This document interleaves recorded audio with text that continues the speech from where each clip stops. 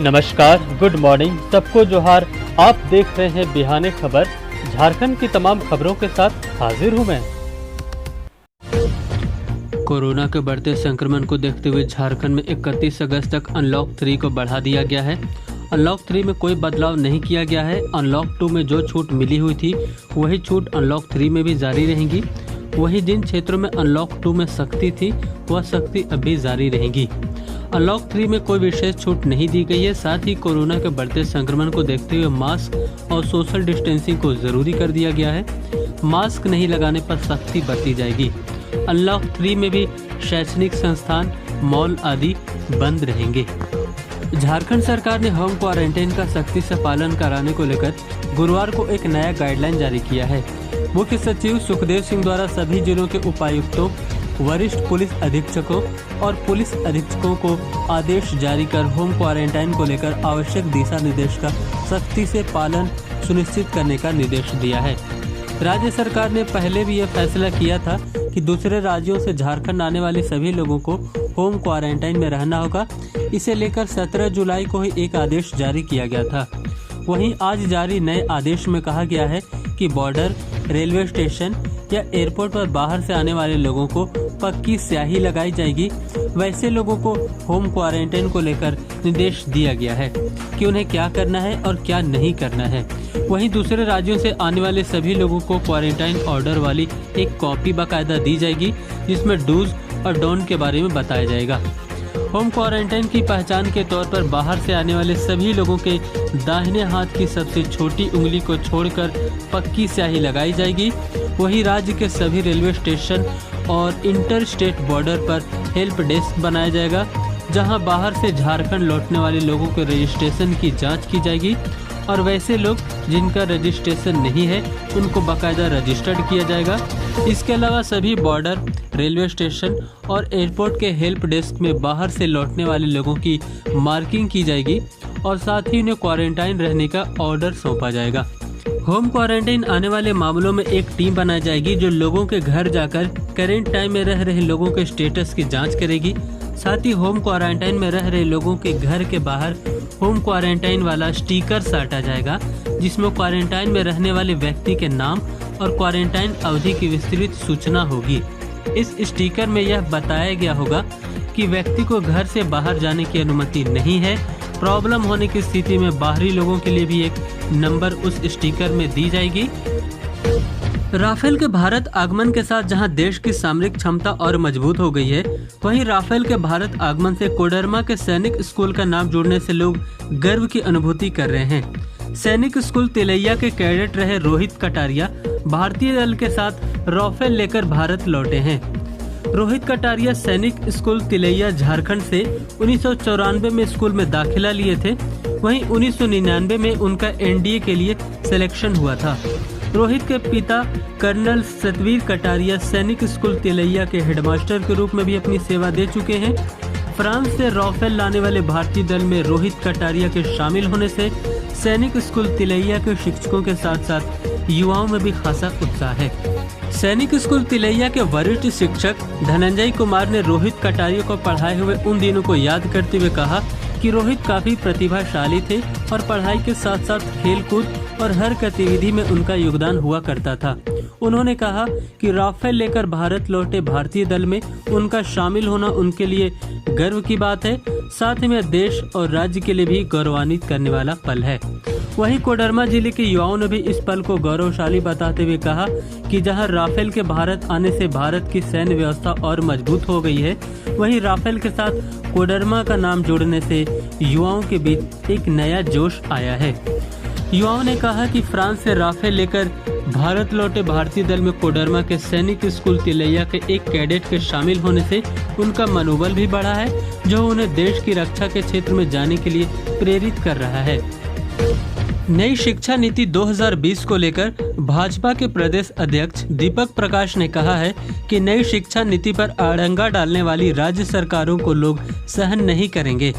गुरुवार को हुई ऑनलाइन मीटिंग में दीपक प्रकाश ने कहा कि नई शिक्षा नीति मशीन नहीं, मनुष्य निर्माण की नीति है। यह भारतीय संस्कृति और उसके गौरवशाली इतिहास की नींव पर आधारित है, जो सर्वस्पर्शी और सर्वसमावेशी है। शिक्षा बजट को जीडीपी के 6% तक बढ़ाने की बात उल्लेखनीय है। उन्होंने कहा कि इसमें प्राचीनता और नवीनता का सम्मिश्रण है, जिसे मैकाले की शिक्षा पद्धति से समाप्त करने की कोशिश की गई थी। इसमें राष्ट्रीय एकता को मौजूद करने वाली सुगंध है। इसमें विज्ञान के साथ कला और संगीत को भी जोड़ा गया है।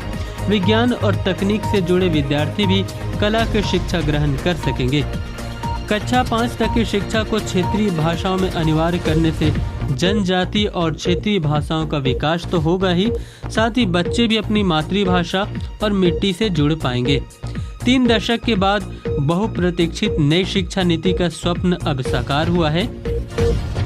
कोयला खान मंत्री प्रहलाद जोशी ने अपने रांची दौरे के दौरान कहा कि कोरोना महामारी से होने वाला किसी कोल इंडिया कर्मचारी का निधन दुर्घटना मृत्यु माना जाएगा और कोल कर्मी के परिजनों को वो सभी वित्तीय लाभ दिए जाएंगे जो उन्हें कार्य के दौरान दुर्घटना के निधन होने पर मिलते हैं। इस निर्णय से संविदा कर्मियों सहित कोल इंडिया के लगभग 4 लाख कर्मियों को लाभ मिलेगा।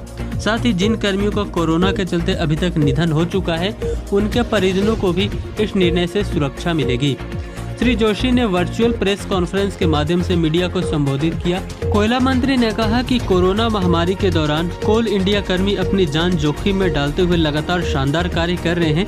यही कारण है कि मैं उन्हें गर्व के साथ कोल योद्धा कहता हूँ। मैंने यह घोषणा राष्ट्र को समर्पित उनकी अमूल्य सेवा को पहचान दिलाने के लिए की है। साथ ही उन्होंने कहा कि व्यावसायिक कोयला खनन आने वाले वर्षों में झारखंड में विकास का एक नया दौर शुरू करेगा। व्यावसायिक कोयला खनन के लिए झारखंड की 9 कोयला खदानें आवंटन हेतु प्रस्तावित की गई है, जिनसे राज्य को प्रति वर्ष 3,200 करोड़ रुपए से अधिक का राजस्व प्राप्त होगा। साथ ही राज्य के लोगों के लिए 50,000 से अधिक रोजगार के अवसर भी पैदा होंगे। इसके अलावा राज्य को डिस्ट्रिक्ट मिनरल फाउंडेशन यानी DMF की मदद से भी प्रति वर्ष 17 करोड़ रुपए मिलेंगे, जिनका उपयोग कोल्ड फील्ड्स के आसपास के क्षेत्रों में समावेशी विकास के लिए लगाया जाएगा। टाटा स्टील का modular construction solution brand next in ने एक क्रांतिकारी प्याज भंडारण समाधान एग्रोनेस्ट लॉन्च किया है, जिसका उद्देश्य प्याज के खराब होने के मौजूदा स्तर को आधा करना है। वैज्ञानिक समर्थन, नवीनतम नवाचार और प्रौद्योगिकी के साथ विकसित प्याज के लिए यह अपनी तरह का पहला स्मार्ट वेयर हाउस है। भारत में वैज्ञानिक तरीके से भंडारण का अभाव, मानक विहीन डिजाइन और प्याज भंडारण के लिए उपयोग की जाने वाली सामग्री की खराब गुणवत्ता के कारण गोदाम में 40% से अधिक उपज बर्बाद हो जाते हैं। अप्रत्याशित मौसम और जलवायु परिवर्तन के साथ हाल के दिनों में माल परिवहन की चुनौतियों के साथ किसानों को अपनी उपज के भंडारण और इनका स्वस्थ स्वाभाविक जीवन बनाए रखने को लेकर समस्याओं का सामना करना पड़ रहा है। वर्षों से किसान अपनी उपज, विशेषकर प्याज की गुणवत्ता और मात्रा में नुकसान को झेल रहे हैं, क्योंकि प्याज उद्योग में भंडारण की उचित सुविधाओं का नितांत अभाव है। झारखंड में फिर मिले कोरोना के 513 नए मरीज। झारखंड में कुल आंकड़े बढ़कर हुए 10,541। बीते दिन फिर गए महामारी से झारखंड में 11 की जान। जी हां, झारखंड के 23 जिलों में बीते दिन कोरोना के 513 नए मरीज मिले हैं और अब तक मिले इन मरीजों के बाद कुल संख्या बढ़कर 10,541 हो गई है। वहीं बीते दिन कोरोना से 11 लोगों की मौत की खबर है। इन मृतकों में रांची के 5, धनबाद के 2, जमशेदपुर के 2, चक्रधरपुर के 1 और लोहरदगा के 1 मरीज शामिल हैं। राज्य में अब तक कुल 123 लोगों की मौत हो चुकी है इस महामारी से। वहीं बीते दिन 513 मरीजों में सबसे ज्यादा 103 पूर्वी सिंहभूम से मिले हैं। इसके अलावा बोकारो से 81, रांची से 71, पश्चिमी सिंहभूम से 50, धनबाद से 49, गिरिडीह से 42, सिमडेगा से 26, सरायकेला से 19, पलामू से 10, रामगढ़ से 9, साहिबगंज से 7, देवघर से 6, हजारीबाग से 6, कोडरमा से 6, दुमका से 5, गढ़वा से 4, गुमला से 4, गोड्डा से 3, लोहरदगा से 3, लातेहार से 3, खूंटी से 3, जामताड़ा से 2 और पाकुड़ से 1 कोरोना मरीजों की पुष्टि हुई है। झारखंड में बीते दिन 15 मरीज स्वस्थ होकर घरों को भी लौटे। राज्य में स्वस्थ हो चुके मरीजों की संख्या 4176 है, जबकि एक्टिव मरीजों की संख्या अभी झारखंड में 6120 है। चैनल पे अगर हैं नए, करें सब्सक्राइब बिहाने खबर को, रहेंगे आपके हम आभारी।